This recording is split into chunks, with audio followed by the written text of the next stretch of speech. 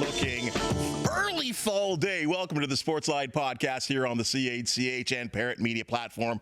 I'm Bubba O'Neill. If you know, you know. The Spotlight, the best in sports from Southern Ontario, and in particular, the Golden Horseshoe. On this edition, we're talking hockey, and in particular, the Professional Women's Hockey League and a player who's earned the right to be called one of the best in the game. Miller drives the net. Steckline patient with the pass. Intercepted. Renata Fast putting on the speed. It's Renata Fast and a chance to win the game. She scores!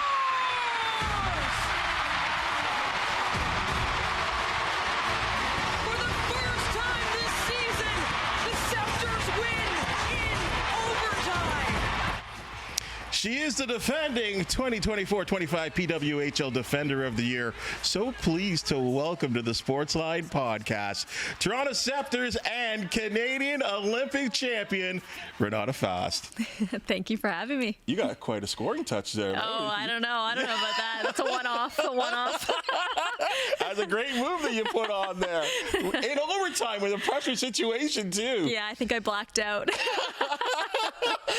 You know, Renata, this is so great to have you on the Sportsline Podcast. We've been watching your career. This is the fun part, is that we have seen your career blossom from those days in the NCAA, the winning the Frozen Four with Clarkson, and it just keeps getting better. PWHL now entering season number 3. Does this seem incredible to you? Yeah, it's incredible. I never thought I'd be able to play in a league this professional, and to see how much it's grown over 3 seasons is so special. And yeah, every night it's so fun, and it just makes me love the game every more being part of the league.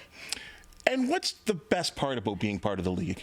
I think it's just the professionalism of it. Every day we get to wake up and, there's 25 rostered players on our team. We wake up, we go to the rink, and hockey's the priority. There's an incredible staff that's in place that makes sure everything's set for us in the locker room. There's solid practice plan, and just every resource we need to get better as athletes, whether it's in the gym or on the ice. So I really think the best part is just the daily atmosphere and the professionalism that it is for us. And you're of a vintage where you remember several different other leagues you were part of as this, in its infancy, trying to get to that professional level.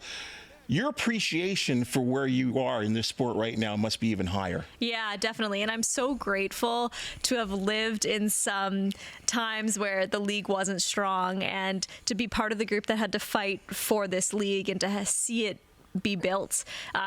There were some really dark days. I mean, there was about 4 years there we didn't have a league at all, and we were just putting together tours around North America to try and piece together games and piece together competition. And I think it probably did hurt some of our development as players, but to see what the league is now, and to know that for the rest of my life, when I'm done playing hockey, I can watch this league grow and know that the next generation of players that are coming up have a great platform to continue as athletes. So it makes it even sweeter. It makes every time you step out on the ice in a sold-out building that much more special, because we've seen it when we didn't have anything, and now it's so special. I can't ask you, or I will ask you, what your hopes and dreams were when you were 10 years old. Probably like every other 10-year-old, you just want to play and have some fun. But I mean, you were a person that played a lot of different sports. I don't know if hockey was your main thing. I know you also played soccer, and you were very good at it as well too. I mean, when you look back, I guess I'll throw it in your hands here. When you look back to that early childhood years and think where you are right now, is it amazing? Yeah, I think someone asked me this the other day. They were like, looking back even when you were 16 years old, and what would the 16-year-old inside of you if they saw you today? And I was just like, it almost put me in tears. I was like, oh my God, they'd be shocked.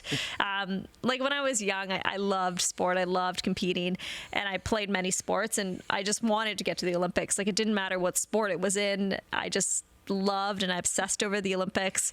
And so to have achieved that was so special, but I never thought I'd be able to play a sport as a full-time career.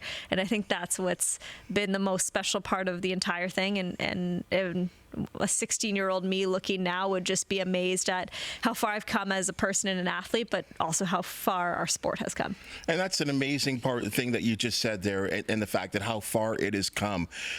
When you think about your days, I mean, you have Stony Creek Sabres and the Burlington Barracudas, and I know that I've seen you talking to the kids that are in these programs right now, when really it all wasn't all that long ago. You were that kid. It was a while ago. Come on. I'm getting up there. Come on. Like, that's got to just blow you away. Like the fact that, and again, you talk about what the sport was like, and you know, the coaching and how it's now developed, and to see how far it's come, that girls that like were yourself at that point are right there now. Yeah, it's pretty cool because like when I was growing up, I had like Cheryl Pounder and Becky Keller to look up to, two Olympians that were active in the Burlington area, and it was great to interact with them. But at the time, they were at the tail end of their career, and I didn't get to see them on TV all that often. It was just at the Olympics that I'd watch them. So now I think what's really neat is that these young players get to watch us on a daily basis. They get to watch us every night. They can turn on the TV and there's likely a PWHL game on, and it's evident that these young players, they are watching the women's game. So when you see them around the rinks, the level of excitement is even higher, and they know way more about you, and you can just see how much more they're inspired. Not to say that they weren't inspired when we were just Olympians and we were just playing for the national team. I just don't think they had the exposure to see it as often, so they couldn't put two and two together when they were that young.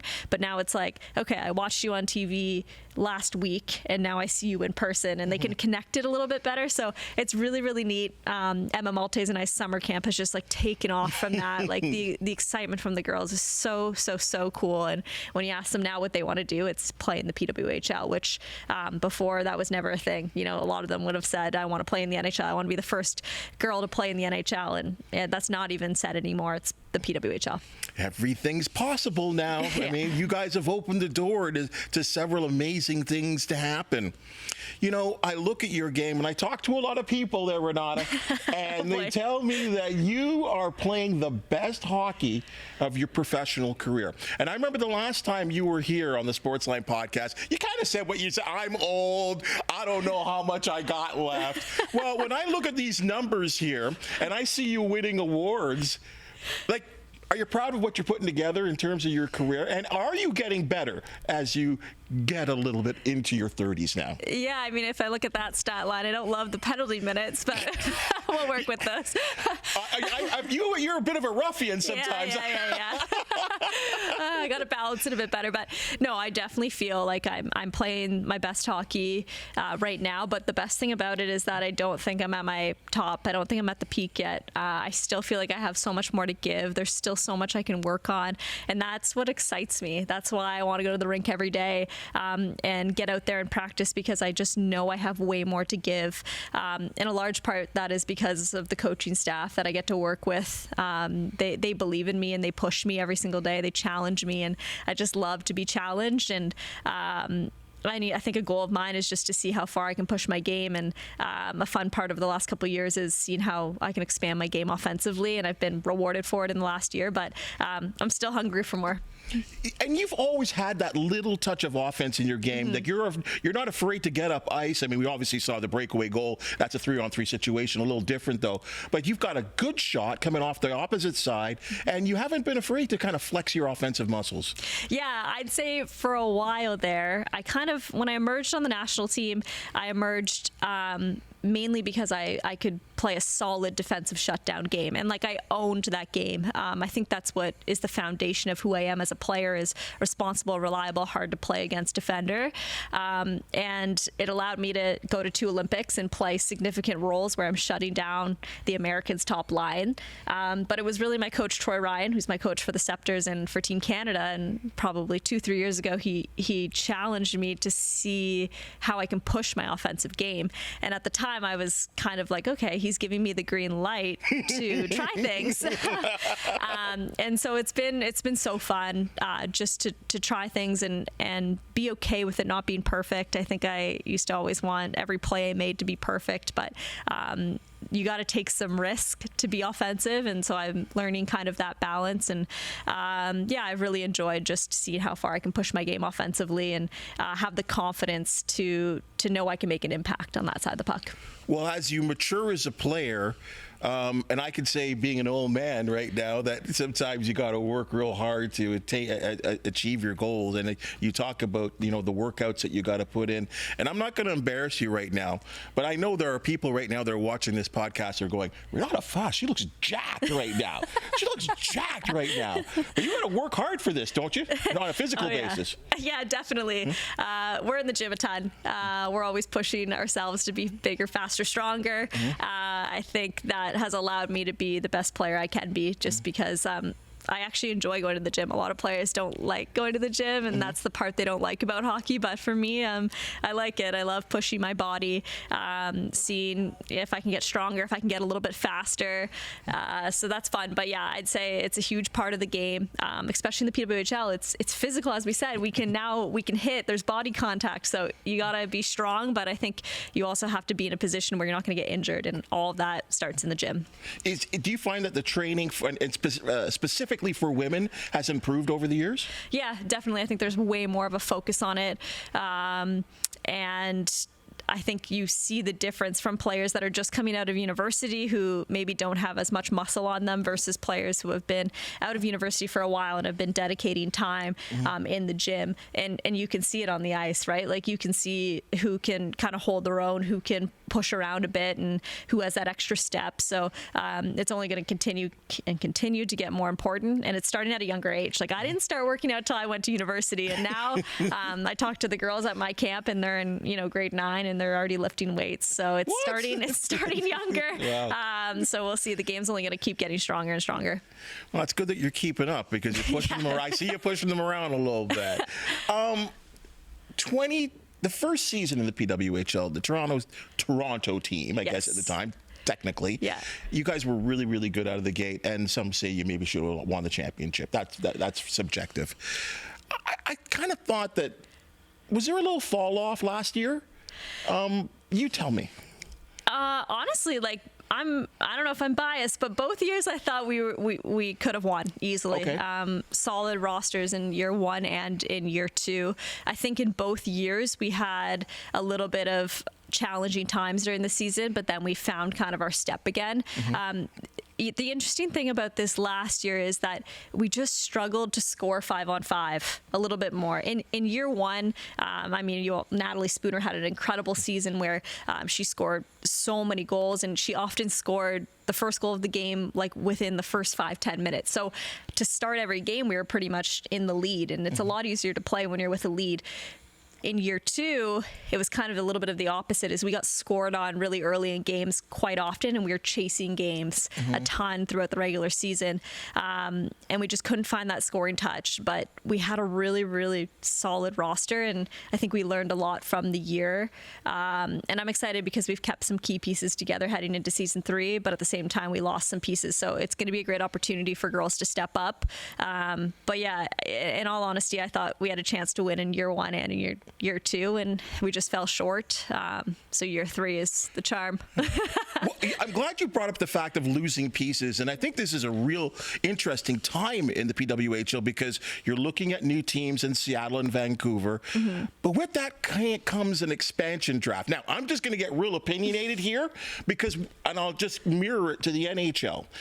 When the Vegas Golden Knights came in, there was an expansion draft where a lot of players were available, and Vegas were a contending team real quickly. Yeah. They've scaled that back a little bit, so teams like Utah and even Seattle, they're going to struggle a little bit to climb up the ladder a little bit. I've heard some opinions of some people that believe that it's been a little too open for Seattle and Vancouver, because you've lost some big-time talent and even some good-time friends in the locker room. Yeah. That's going to be a challenge, is it not, for you guys? Oh, for sure. Yeah, I think the expansion rules were definitely in favor of Seattle and Vancouver, and we knew off the hop, we were told when those expansion teams were coming in that the league and the head people at the league wanted them to be competitive from day one, and I agree, it is great to have competitive expansion teams. It's a great way to build a fan base, but it did hurt the original 6 teams quite a bit. I think in Toronto we did okay. We obviously losing, Sarah Nurse, Julia Gosling, Megan Carter, Izzy Daniel, like some big pieces from our team in that expansion process is difficult, and we're not going to be able to fill the gap of those players, but I think we managed it well with who we brought in. I don't know if every team can say that. I think some teams lost more than others. But yeah, it's going to be really interesting because it's not easy to start a franchise. We saw it with 2 years ago when we started the Toronto franchise. It's difficult. So Vancouver and Seattle, they have a lot of challenges ahead of them, but there's no doubt they have a strong roster in place. So hopefully that should help them. And on our end in Toronto, we got to find ways to kind of fill the voids of big names like Sarah Nurse, and hopefully we can do that quickly. But yeah, definitely disappointing to see those players go. It's interesting you bring up Sarah because she's someone local as well too, and you talk about the business side of it and the team side of it. But was it difficult emotionally a little bit? Yeah, of course. I mean, I think it's hard to see any teammate be picked up and moved. The protection process was difficult. I mean, we had so many players that could have been protected. Sarah easily could have been a player that was protected, and I mean, I've played with her for many, many years. I know what she's done for our sport. Especially here in Toronto. So it was definitely difficult to see a player like that go.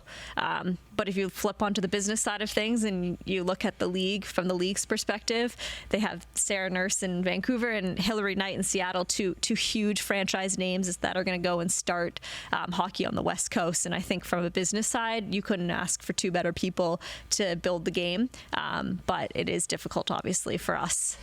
You're a cornerstone of the league and a cornerstone of your Sceptres team. But there's also another big lollipop out there, and that's playing for your nation, playing for your country. And you've been fortunate to do that and win gold medals. You've won multiple world championships. And here we are with Milano and Cortina coming up. Yeah. I guess you have to make the team. Yeah, still have to make it. I guess you still have to make the team and the only reason why I say that now is because the talent base is, as you well know, there's more players out there right now. Yeah. The process for you right now, I guess it's already underway. Yeah, it is. Super exciting. Olympic years. They sneak up on you every 4 years. A 4-year cycle goes by quick. Can't believe we're already here, but so exciting. It's going to be a great year. We actually just got back from 2.5 weeks out in Calgary with the national team for the first training block. So there was 30 athletes that were out there who are the initial 30 athletes that are projected to be part of that 23-man roster. So it was a great 3 weeks, just getting to know each other. Obviously, the first 4 days was that Olympic orientation where the NHL players were out there. Our Paralympic team was out there, and we were out there. So Hockey Canada did a great job kind of making us feel like we were one big team, and we did a lot of activities together to kick off the Olympic year. But yeah, it got intense pretty quick once we got on the ice. I mean, it's still obviously early in the off season for us, but at the end of the day, you're trying out for an Olympic team. So it was great to be back, and there's nothing better than practicing with the best 30 players in our country. So we had a ton of fun, but I think the reality sets in that it's an Olympic year and you got to be ready to go right from day one. Is it really true that once you put on that jersey that there's nothing like it? Yeah, no, there's nothing like it. No better atmosphere to go out into when you're wearing a Canadian jersey, whether you're at home or whether you're on the road. I think we have Canadian fans that show up wherever we play, and just knowing that you're playing for something so much bigger than yourself.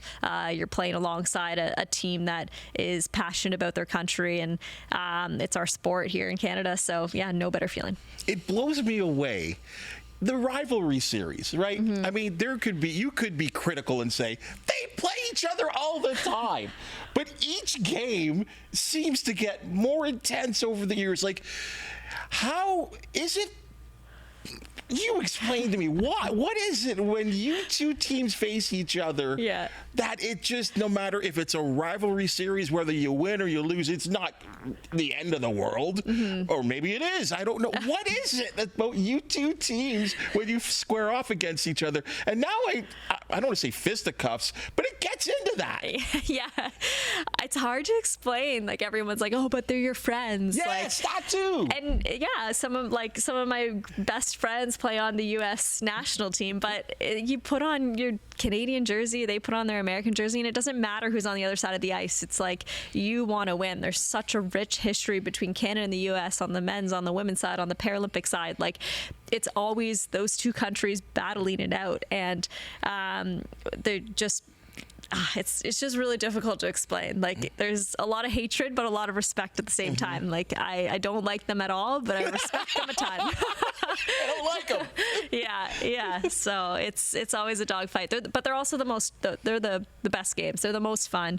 They're fast. They're physical. They're close. Like, every game is like an overtime game. It can go either way. It's comes down to a couple mistakes. So the stakes are really high, and it keeps getting better and better every year, that rivalry. When the Olympics come around in a couple of months, who would you say would be the next best? Or who are the teams to watch out for? Yeah. Well, Czechia has been on the rise for the last couple of years. It's quite impressive to see how they've built their rosters over the last couple of years and the success they've had. There's quite a few of them playing in the PWHL too, which I think is so great. And then Finland as well. So it's usually both those teams. They play very different games. Czechia plays like a hard physical game, almost more similar to a North American style game, whereas Finland, like, they love to clog up the middle. They're very strategic. They're smart. They make it difficult for you to play against them, and then they're able to capitalize on your mistakes. So two very different teams, but they both have been getting better and better every year. Has the implementation of North American coaching going across the world, has that sort of changed the women's game in other countries as well? Yeah, there's a fair amount of Canadian coaches that are coaching overseas, and I think it's definitely helped their national teams and given a different perspective. So I think there's a good mix out there. But you see, I mean, Carla McLeod's been with Czechia over the last couple of years, and Canadian Olympian for many years. So there's no doubt she's done a great job with that federation, and they've seen success from it. I want to bring up a word. The word is fashion. Okay? Fashion. First of all, I was remiss to bring it up because we haven't talked about it. You were wearing the Toronto jerseys the last time you were on the Sportsline podcast, but now you've got these beautiful new Sceptres jerseys, the white and the blue. I think I like the white ones a little bit better. Yeah. I think a wee bit better. But when you knew that this was happening and that it was no longer Toronto and you had a logo and it was, I hate this, it was real. Like, what was that like for, it seemed like there was a lot of pride for you guys all across the league. Oh, yeah. I mean, the brands finally came to life. Like, year one, there were so many incredible moments. Everyone's wearing their city name across their chest, and we hit so many milestones as a league. But then year two, it was like everything was new again because our brands came to life, and now you could see fans in the stands or fans in the streets of Toronto wearing Sceptres gear. I think it just was so fun to watch that, to see that. And they look incredible. Like, I love the branding that they did. It's very unique. I think at first a lot of people were taken back by Sceptres as a name, and then the yellow in Toronto. There's not a lot of yellow in sports teams, but I think they did a good job with the accents on it, and I feel pretty proud to be a part of the Sceptres organization. It's great. It's a great looking jersey. I love the logo. When I heard about it, what the colors were going to be, it didn't make sense to me. Yeah. And then when I saw it, I was like, whoa, man, that's a kick-ass jersey. Yeah. They're really, really strong. And there's a strength to the Sceptres as well, too. Which I think is great and great for the franchise as well, too. The other side of fashion, and I'm seeing this with you guys, the WNBA, the walk into the arena, and this whole sort of game day fits thing. Like, What's happening here? I don't know if I'm the person to ask. No, it's fun. I have a lot of fun with it. But I would say some days I just put my head down. I want to get to work, and I have the game on my mind. But some players like Emma Malte, Sarah Nurse, Natalie Spooner, a couple girls on our team, they really do it up well, and they embrace it, and it's a passion of theirs. But I think it's all started in the sense that fans, they want to know more about the players they watch. And this is an opportunity for players to show their personality a little bit more, and it's great exposure for the league. It's a great way to bring in new fans of the league. So when you think about hockey, like especially on the women's side, we're wearing a cage over our face, and it's very hard to like see us as athletes. So I think it's actually very smart marketing to make walk-ins such a big priority, where fans can feel like they get to know the athletes a little bit more. So I think it's really smart. You're seeing it a lot in the women's sports. I think even the men's sports a little bit too. Like I think the NHL even just changed their policies. They try to suppress it. Yeah, especially in the NHL. I think NBA, it's it's all out there. Yeah. The NHL, they try to suppress it, and I think there's still a lot of old school hockey. Yeah. We don't do that in hockey. Yeah. We don't do that in the NHL. We wear suits. It's like, no. I think it'll change, and I think the new CBA for the NHL, I think there's a policy change on maybe what they have to wear to the rink. So we'll see how it evolves. But yeah, it's fun. Some days you have a lot of fun with it. Other days you just want to focus on the game. But I think it's really great for the fans. When you're on the road, I don't know if you're teaming up with your bunkmate or whatever. Is that like part of the like the pre-planning before you get to the rink? Yeah, it totally is. Like sometimes it's too much for me. I'm like, some girls love it. Like if you were to ask Maltese, like she would have her game day outfits planned for the next however long, and but yeah, it's fun. I do feel that when you get ready for a game and you have a routine that you do, whether I don't know, it's your makeup, it's your hair, it's your outfit, whatever makes you feel good when you head to the rink, whatever brings you confidence, that's what you should do. And I agree, when you look nice and you head to the rink and you look like you're in a professional state, I feel like the mindset is you're ready and you're confident. So it is fun. I love that. It's like a whole red carpet thing. I was like, what is going on here? But I think I enjoy it now, because you're right. Some girls out there with the fashion are like wild right there. WNBA, there's even some of them are even wilder. It's fun to watch. Let's get you out on this. For me, I'll say Gretzky, Lemieux, oh boy, okay, it's big forwards, names. Bobby Orr, change of game, defense, and Dominik Hasek in net, because I think he's the best goaltender I've ever seen in my life. Okay. Yep. I need a women's hockey version. Okay, so how many? Two forwards, a defender, and someone in net. Okay, all time. Well, Marie-Philippe Poulin, obviously, on forward. I'd go Brianna Decker, just inducted into the Hockey Hall of Fame. She, incredible player. One of the hardest players I had to play against on Team USA. On defense, I'm going to go young. I'm going to go Caroline Harvey right now. I think she's... She Boston? No, she's still in college. University of Wisconsin. Okay. Solid player. And then in net, I'll go Anne-Renee Desbiens. So a little mix of Canada and U.S. there, but that's a pretty solid roster. I hope this doesn't get out to some of your Canadian teammates. Spread the love. Isn't it great, though, that when you think about that right now you're thinking of like your generation. There's a generation that, like Emma, there's a generation even before you as well, too, that there's multiple generations now to consider who to put on that list. Yeah, it's pretty cool. There's so many people that could be on that list, really. I'll tell you, congratulations, because from where you are, from the first time you came here to the Sportsline Podcast, and the confidence that's coming out of you and about your game, this league, it's so exciting. I've said it to you before, and I'll say it again. I believe in women's sports. I think it's as I said, I guess it was like a year and a half ago when we talked. If I had $1 million, I'd put it down on women's sports, because I think it's about, I don't even think it's reached its peak right now. Not even close. And the interest for men in women's sports, I think people's eyes are certainly open. You guys play a great brand of hockey.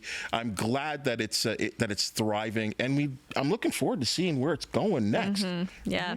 think that's the most exciting part is it's not even close to the peak yet, and it's only going to get stronger and stronger. You're already seeing the next wave of players coming up, and they're more skilled. They have harder shots than we do, and they're going to be in better shape. So the game's only going to keep getting stronger and stronger. Keep scoring. Keep knocking some girls on the ice and win us a gold medal, please. Awesome. We can do all three of those things. Right on. Thanks for joining us, Renata. Thank you so much. All right, folks, that's your Sportsline podcast for the day. And if you've just seen and heard, we love talking the sports local. If you do know of an athlete, team, or event to promote the Sportsline podcast, you want to hear from you, please hit that thumbs up, like, and subscribe button. And if you have something to say, we always appreciate your comments. We're the outstanding people that make the Sportsline podcast possible. Thank you so very much. And we will see you soon.